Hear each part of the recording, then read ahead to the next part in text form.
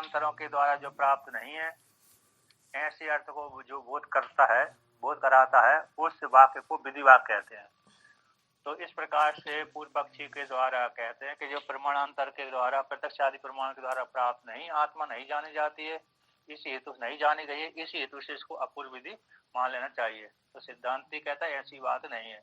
यहाँ पर अन्वेष्टव्य विजिज्ञासितव्य इस है वाक्य में नियम विधि है, अर्थात पहले से लोक सिद्ध है आत्मा, किंतु लोक सिद्ध आत्मा को सामान्य जीवों ने जो अज्ञान से मोहित है, उन्होंने इस आत्मा को शरीर से युक्त होकर के आत्मा को मान लिया, शरीर को ही आत्मा मान लिया। अब श्रुति उसमें नियम लगा देती है कि ये शरीर आत्मा नहीं है, बल्कि शरीर से भिन्न है, निर्विशेष आत्मा है, जो सबका साक्षी है, दृष्टा है। इसलिए यहाँ पर अन्वेष्टव्य विजिज्ञासितव्य इस वाक्य में नियम विधि है, अपूर्व विधि नहीं है। जैसे उदाहरण देते हैं अपूर्व विधि नियम विधि का, यानी दो, एक अर्थ का प्राप्त हो रहा है और एक अर्थ प्राप्त नहीं हो रहा है। एक अर्थ तो प्राप्त है, एक अर्थ प्राप्त नहीं हो रहा है। उस अर्थ को प्राप्त करने के लिए नियम धारण कर दिया जाता है, नियम लगा दिया जाता है कि ये इस प्रकार, इसी को प्राप्त करना चाहिए, इसको प्राप्त नहीं करना चाहिए। जैसे अरे तंडुल जब निकालते हैं तो हाथ के द्वारा, नाखून के द्वारा भी तंडुल निकाल लेते हैं और अवघात के द्वारा भी तंडुल निकाल लेते हैं हवन करने के लिए। तो उसमें से तो सामान्य रूप से व्यक्ति बैठा बैठा क्या करेगा, तो नख के द्वारा ही निकाल लेगा थोड़े से, तो उससे हवन कर देगा। तो उसमें श्रुति ने नियम लगा दिया कि नहीं, अरे ब्रीहीन अवध्यात है ना, तो कहते हैं ब्रीहीन अवहन्यात है, ब्रीहों का अरे हनन करना चाहिए, अर्थात उसको कूटना चाहिए, तो ब्रीहों को कूटना चाहिए।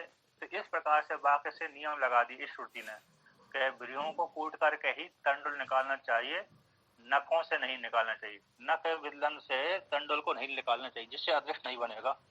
तो इस श्रुति ने नियम लगा दिए, इसी हेतु से वहां पर नियम विधि हो गई। उसी प्रकार से यहाँ पर भी अन्वेष्टव्य विजिज्ञासितव्य में रे नियम विधि है। उसको टीकाकार ने वर्णन किया था आनंद की टीका में 19वीं पंक्ति है 51 में, कहते मिथ्या ज्ञान संस्कार प्रावल्याद अनात्म अभिनिवेशस्य पक्ष प्राप्त शास्त्र आचार्याभ्याम आत्मा अन्वेषणम एव कार्यम इति नियम विधि इति अर्थ। नियम कहते हैं मिथ्या ज्ञान के संस्कार की प्रबलता हो जाने से, यानी मिथ्या ज्ञान शरीर में आत्म बुद्धि अभिनिवेश कर लिया, अविद्या अस्मिता राग द्वेष अभिनिवेश पंच क्लेश, ये 5 क्लेश हैं। तो 5 क्लेशों के कारण अविद्या के द्वारा उसने है जीवात्मा ने अपने को कर्ता भोक्ता मान लिया और शरीर वाला ही आत्मा मान लिया। तो मिथ्या ज्ञान के संस्कार जो उसको पड़ गए हैं विहार करते करते अनादि अज्ञान से मोहित होने कारण, है ना। तो मिथ्या ज्ञान के संस्कार की प्रबलता हो जाने से, प्रावल्यादीन प्रबलता हो जाने से अनात्मा का अभिनिवेश हो गया, अर्थात अन्योन्य अध्यास कर लिया, शरीर में आत्म बुद्धि कर ली और निर्विशेष आत्मा को परिच्छिन्न मान लिया और सुखी दुखी मान लिया। तो अनात्मा का अभिनिवेश कर दिया निर्विशेष आत्मा में। ऐसे अनात्मा के अभिनिवेश का पक्ष में प्राप्त हो गया, अर्थात शरीर को ही आत्मा मान लिया उसने। ऐसी प्राप्त हो जाने पर तो एक पक्ष में ये प्राप्त हो गया, और फिर शास्त्र कहता है नहीं ये आत्मा नहीं है, शरीर वाली आत्मा नहीं है।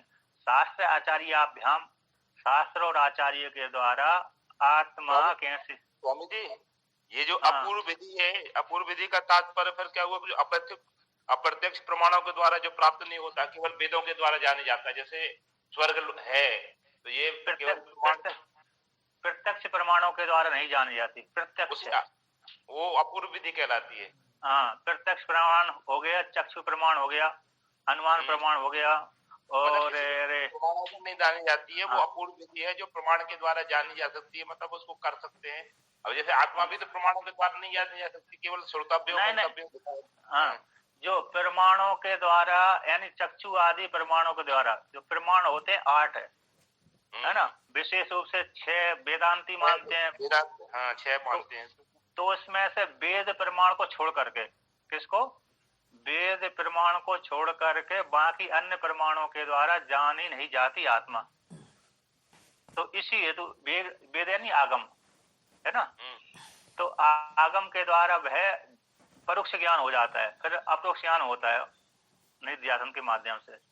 तो उसको जो प्रत्यक्ष प्रमाण के द्वारा यानी आगम वेद प्रमाण के छोड़ करके अन्य प्रमाणों के द्वारा नहीं जानी जाती, उसको अपूर्व विधि कहते हैं। आगम तंत्र तो ये वेद तो निगम तंत्र कहलाया। नहीं, आगम और निगम मतलब यही होते हैं। यहाँ पर प्रमाण से आगम शब्द से आप्तवाक्य को ले लेते हैं और वेद ले लेते हैं, दोनों ही आते हैं।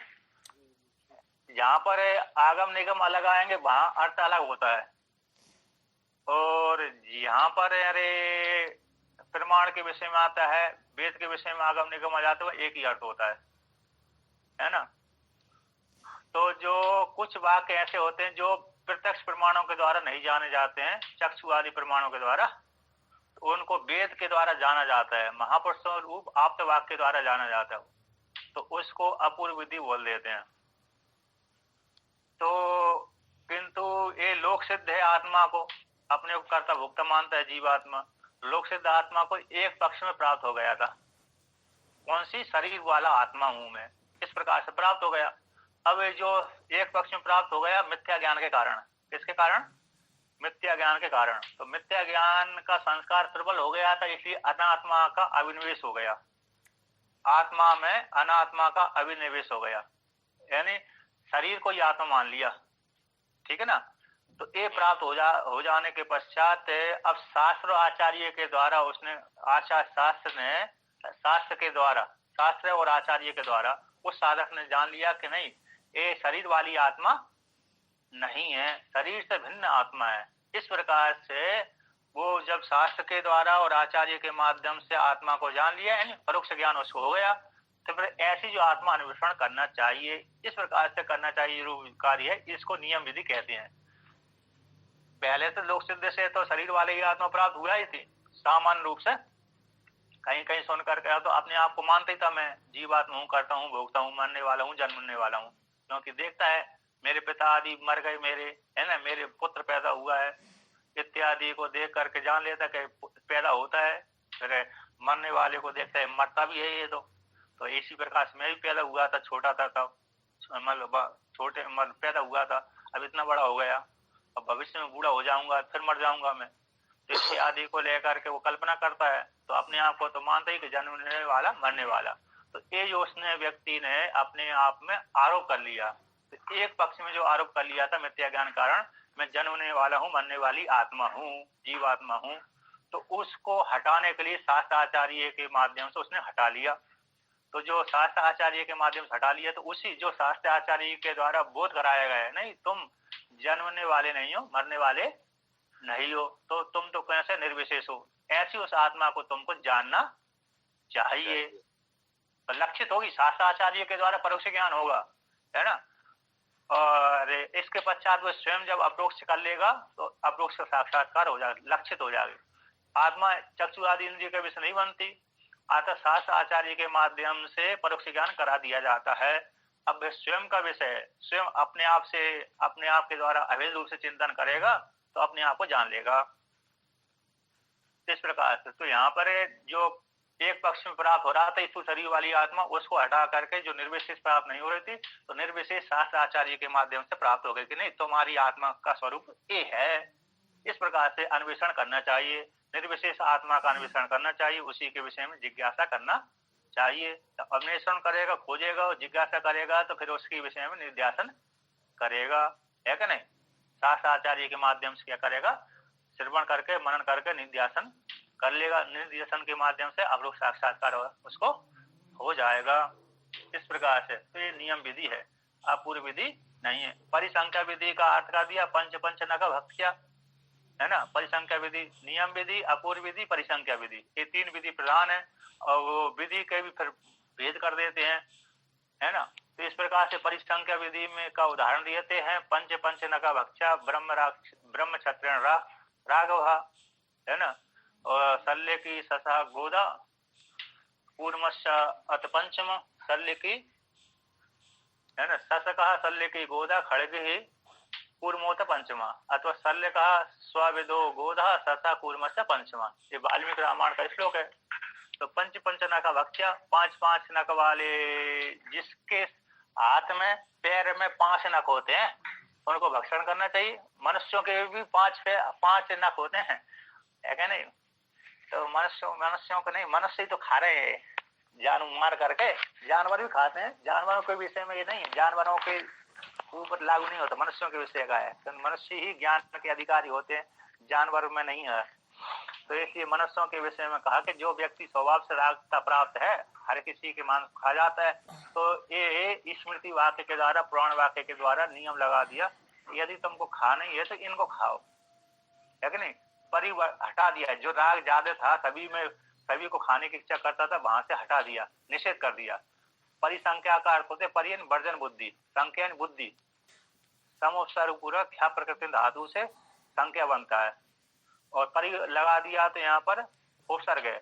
तो परिसंख्या का अर्थ होगा परिवर्जन बुद्धि, यानी निषेध बुद्धि, यानी जहाँ पर संपूर्ण जगह में जा रही थी बुद्धि उसको हटा दिया, परिच्छिन्न कर दिया। क्या कर दिया? अवरोध कर दिया। नहीं तुमको यहाँ नहीं जाना, यहाँ तक जाना है ना, आगे नहीं जाना, इतने तक ही जाना है, इतनी सीमा पार करना है, यहीं से इसके आगे अलग है। तो परिवर्जन बुद्धि होती है, अर्थात निषेध कर दिया, रोक दिया, इन्हीं में सीमित कर दिया। तो जो राग से प्राप्त हो रहा तो उसको हटा करके यहाँ पर कर दिया, अर्थात तुमको यदि खाना है मांस तो इतना ही खा दे। यहाँ पर खाने के लिए नियम नहीं है ये, कैसे लिए खाने का विधान नहीं है। यदि तुमको जरूरी है खाना है, मांस खाना है, तो इन्हीं को मार करके खा लीजिए, लेकिन दोष तो लगेगा। क्या लगेगा? मांस खाने से, मारने से, हिंसा करने से दोष तो लगेगा ही। इस प्रकार से तो जो परिसंख्या विधि है ये, तो यहाँ पर कौन सी है? अपूर्व विधि नहीं है बल्कि नियम विधि है। तो एवं अन्वेष्टव्य विजिज्ञासितव्य, इस प्रकार से प्रजापति के वाक्य सुन करके प्रजापति के वाक्य में जो आया है अन्वेष्टव्य, अन्वेषण करना चाहिए शास्त्राचार्य के माध्यम से। विजिज्ञासितव्य, विशेष रूप से जानना चाहिए। आत्मवारे दृष्टव्य, श्रोतव्य, मंतव्य, निध्यासितव्य, इस प्रकार से। अब उसी को भगवान भास्कर उदाहरण के द्वारा दिखलाते हैं। तो कहते हैं इस हेतु से भी नियम विधि यही है ना, अपूर्व विधि है ना। तो उसको लेकर कहते हैं दृष्टार्थत्वाद अन्वेषण विजिज्ञास नयो, देखा गया है नियम विधि यहाँ पर देखी गई, अन्वेषण और विजिज्ञासा में इस प्रकार से देखा गया कि यहाँ पर ये इस दोनों वाक्यों में नियम विधि है, अपूर्व विधि नहीं है। तो कहते हैं कहाँ पर देखा गया कि दृष्टार्थत्वम च दर्शयति श्रुति, उसमें दिखलाती श्रुति क्या आती है? दृष्टार्थत्वम च दर्शयति, तो श्रुति आगे दिखलाएगी। दर्शिष्यति भविष्य में, अरे जो लिट लकार, अरे लिट लकार का रूप है, लिट ला में री लगा दिया है ना, ऋषि वाला री, तो लिट हो गया, तो भविष्य को बोध करा रहा है। तो दर्शिष्यति कौन दिखलाएगी? श्रुति दिखलाएगी, श्रुति रूप आचार्य दिखलाएंगे। अतः हम आगे वर्णन करेंगे कि श्रुति यहाँ पर नियम विधि दिखला रही है। उसी को टीकाकार कहते हैं दृष्टार्थम च, है ना। हाँ, आगे कहते हैं न, यहाँ पर भाषण में कहते हैं कि न हम अत्र भोग्यम पश्यामि इति अनेन असकृत, ये वाक्य है आगे दिखलाएंगे। श्रुति वाक्य को वर्णन किया, जब सुसुप्ति में जाता है जीवात्मा, सुसुप्ति में जब जाता है, इंद्र का वाक्य है कि न हम अत्र भोग्यम पश्यामि, अत्र इस आत्मा में, सुसुप्ति अवस्था में अपने आप के भोग कोई नहीं देख रहा, मैं हूं कि नहीं हूं, है ना। हम अत्र इसमें, इस आत्मा में, सुसुप्ति अवस्था में भोग्यम न पश्यामि, मैं भोग ही नहीं देख रहा। इस प्रकार से बार बार असकृत, सकृत एक बार, असकृत बार बार, इस प्रकार से दृष्टार्थ को ही दिखलाया, श्रुति दिखलाती है आगे बार बार, है ना। उसी को टीकाकार कहते हैं 20वीं पंक्ति में कि अन्वेषण विजिज्ञासा, अन्वेषण विजिज्ञासनाभ्याम ज्ञान साधनम उक्तम, तस्य च विद्या द्वारा अविद्या निवृत्ति दृष्टम एव फलम, अन्वय व्यतिरेकाभ्याम तद हेतुत्व अवगमा तथा च तत्र न अपूर्व विधि एव अब अपूर्व विधि अवकाश से स्थित्यता कहते हैं 384। तो कहते हैं अन्वेषण और विजिज्ञासा रूप वाक्यों के द्वारा ज्ञान के साधन को कह दिया गया है। अन्वेषण करना चाहिए, जिज्ञासा करना चाहिए, ऐसे ज्ञान के साधनों को कह दिया गया है। उसी का ही अब ज्ञान के साधन कह दिया है। अब ज्ञान करेगा तो ज्ञान के द्वारा उस आत्मा का ज्ञान करना चाहिए, है ना। आत्मा ज्ञान के साधन है, उस ज्ञान के माध्यम से यानी विद्या के द्वारा ज्ञान का साधन कौन है? अब ज्ञान है, ये जिज्ञासा हो गई। अब उससे हो गया ज्ञान, शास्त्राचार्य के माध्यम से ज्ञान हो गया, परोक्ष ज्ञान। अब ऐसे जो परोक्ष ज्ञान के द्वारा विद्या के द्वारा, ब्रह्म विद्या के द्वारा, है ना, परोक्ष ज्ञान रूप जो ब्रह्म विद्या है शास्त्राचार्य के माध्यम से, उसी ब्रह्म विद्या के द्वारा, ज्ञान के द्वारा अविद्या निवृत्ति दृष्टम, अविद्या की निवृत्ति देखी गई है। जैसे लौकिक प्रमाण में और किसी को भ्रांति से अरे रस्सी में सर्प लग जाता है, अरे ठूंठ में चोर बुद्धि हो जाती है। यदि किसी के पास में रात्रि को समय अथवा अरे सायकाल के समय अकेला जा रहा है और जेब में बहुत लाखों रुपए है, तो उसको ठूंठ दे करके ही मन में बैठ जाता है, भ्रांति हो जाती है, कहीं चोर ना हो, कहीं लुटेरे ना हो, है कि नहीं।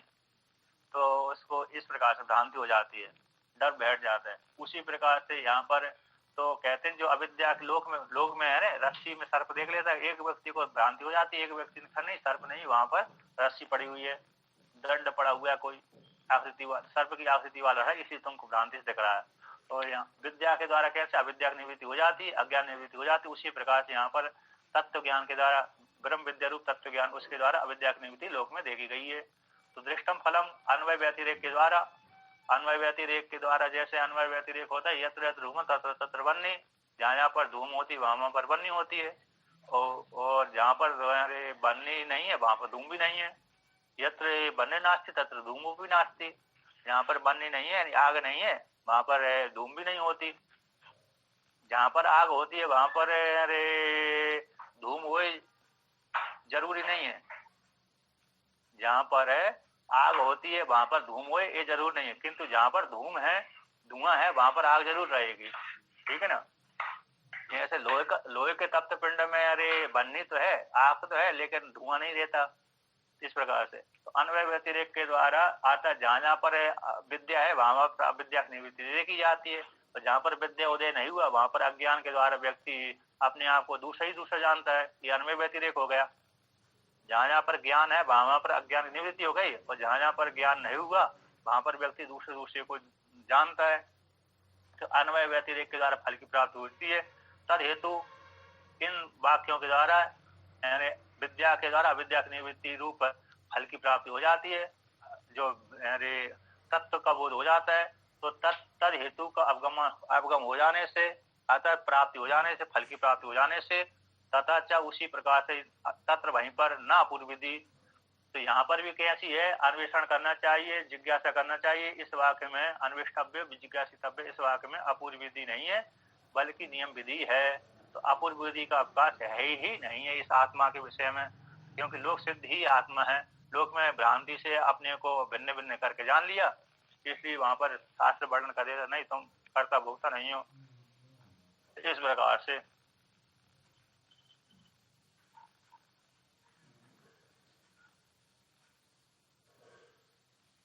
अब आगे कहते हैं, आगे का वर्णन कर दिया मैंने। तो दृश्य स्थिति दृष्टात्म से दृश्य स्थिति श्रुति आगे दिखलाई ना, हम अत्र भोग्यम पश्यामि इति बार बार दिखलाया, और उसी को आगे कहते हैं। किस प्रकार से बार बार प्रयुक्त होने पर भी, यानी बार बार दिखलाने पर भी न पश्यामि आत्मा को नहीं जानता इत्यादि वाक्य में है। पश्यामि मैं नहीं जानता, वर्तमान का अपदेश होने से, वर्तमान काल का उपदेश हो जाने से अन्वेषण दृष्टि का फल तक किस प्रकार से जो वर्तमान काल का उपदेश करने पर भी उसको ज्ञान नहीं हो रहा, इतिहास शंका को लेकर के देह से अतिरिक्त आत्मवादी की वाक्य के द्वारा उत्तर ज्ञान से, अनुमान से मनुष्य आदि भ्रम निवृत्ति प्रसिद्धिर्मा इति अभिप्राय। कहते प्रत्यक्ष ज्ञान के द्वारा भ्रम की निवृत्ति हो जाना चाहिए, किंतु वर्तमान का उपदेश करने पर भी इंद्र को ज्ञान क्यों नहीं हो रहा है? इस प्रकार से तो देह से अतिरिक्त आत्मवादियों के वाक से उत्थित ज्ञान से अनुमान से मनुष्य आदि भ्रम की निवृत्ति देखी प्रसिद्धि है। इस प्रकार से आप ऐसा नहीं कह सकते कि प्रत्यक्ष प्रमाण के द्वारा बार बार प्रयुक्त करने पर भी इंद्र आदि को ज्ञान नहीं हो पा रहा है। वर्तमान को उपदेश हो जाने पर तो न हम पश्यामी, मैं नहीं जान पा रहा, उस आत्मा को नहीं देख पा रहा, भोगों को नहीं देख पा रहा, सुसुप्ति अवस्था में इत्यादि को द्वारा आत्म तत्व को बोध नहीं हुआ था उस काल में, अंतकरण की थोड़ी दूषित होने के कारण। ऐसी प्राप्त हो जाने पर कहते हैं पश्चामिति वर्तमान का उपदेश होने से दृष्ट फलत्म अवगम्य से जाना जाता है।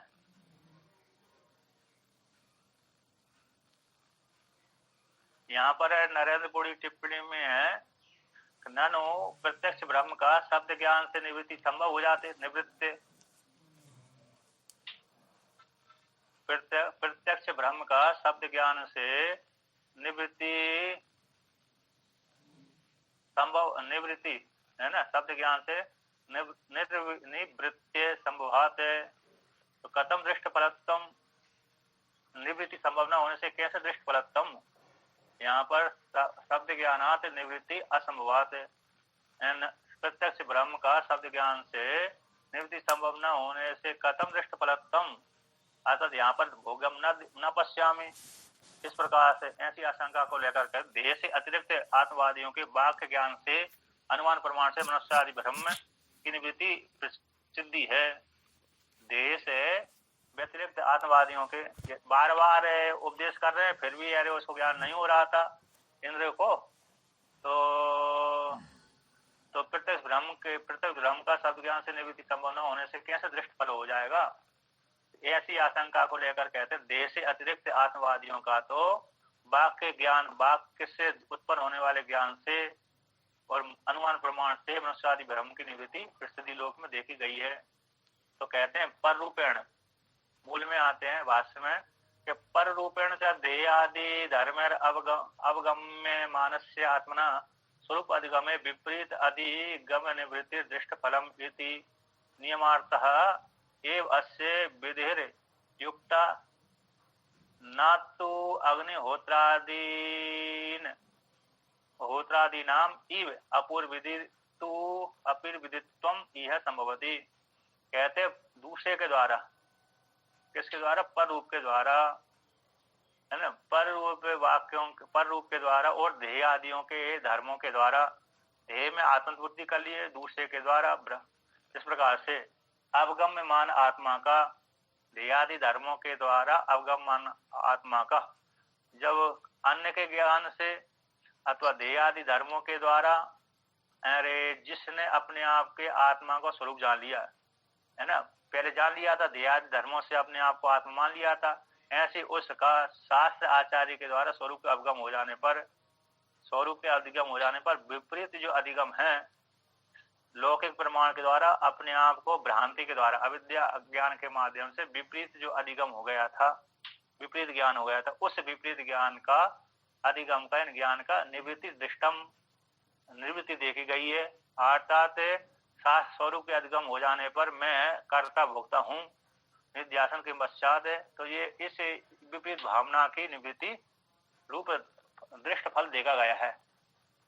ठीक है ना, पहले तो अरे देहादि धर्मों के द्वारा अपनी आत्मा को मानता था कि मैं कर्ता भोक्ता जानने वाला मरने वाला हूँ, फिर शास्त्र आचार्य के माध्यम से स्वरूप का अधिगम हो गया। अधिगम हो जाने पर जो विपरीत भावना बैठी थी, विपरीत ज्ञान बैठा था, विपरीत है ज्ञान, उस अज्ञान की निवृत्ति प्रत्यक्ष ब्रह्म विद्या के द्वारा देखी गई है। तो इस प्रकार से यहाँ पर नियमार्था ये है, तो अन्वेषण करना चाहिए, जिज्ञासा करना चाहिए, वाक्य नियम के लिए ही है। तो कहते अस्य आत्मा, यहाँ पर इस विधि का नियम विधि ही स्वीकार कर लेना चाहिए, युक्त कर लेना चाहिए, मान लेना चाहिए, अपूर्व विधि नहीं। ना तो अग्निहोत्रादीन, जैसे अग्निहोत्रादि जो वाक्य है, अग्निहोत्रम जुजिया स्वर कामा, स्वर की इच्छा करने वाले व्यक्ति को अग्निहोत्र हवन करना चाहिए। तो ये जो प्रत्यक्ष प्रमाण के द्वारा प्राप्त नहीं है, अनुमान प्रमाण के द्वारा प्राप्त नहीं है और उपमान आदि प्रमाणों के द्वारा प्राप्त नहीं है, लोक सिद्ध प्रमाणों के द्वारा प्राप्त नहीं है। तो किसके द्वारा प्रमाण है प्राप्त है, कहते हैं शास्त्र के द्वारा, वेद के द्वारा ही जानी जाता है। कि स्वर्ग की इच्छा करने वाले व्यक्ति को अग्निहोत्रम जुजियात है, स्वर्ग काम अग्निहोत्र हवन करना चाहिए। तो यहाँ पर जैसे अपूर्व विधि है उसी प्रकार से यहाँ पर अन्वेष्टव्य जिज्ञासितव्य, यहाँ पर ऐसे अपूर्व विधि नहीं है, यहाँ तो नियम विधि है।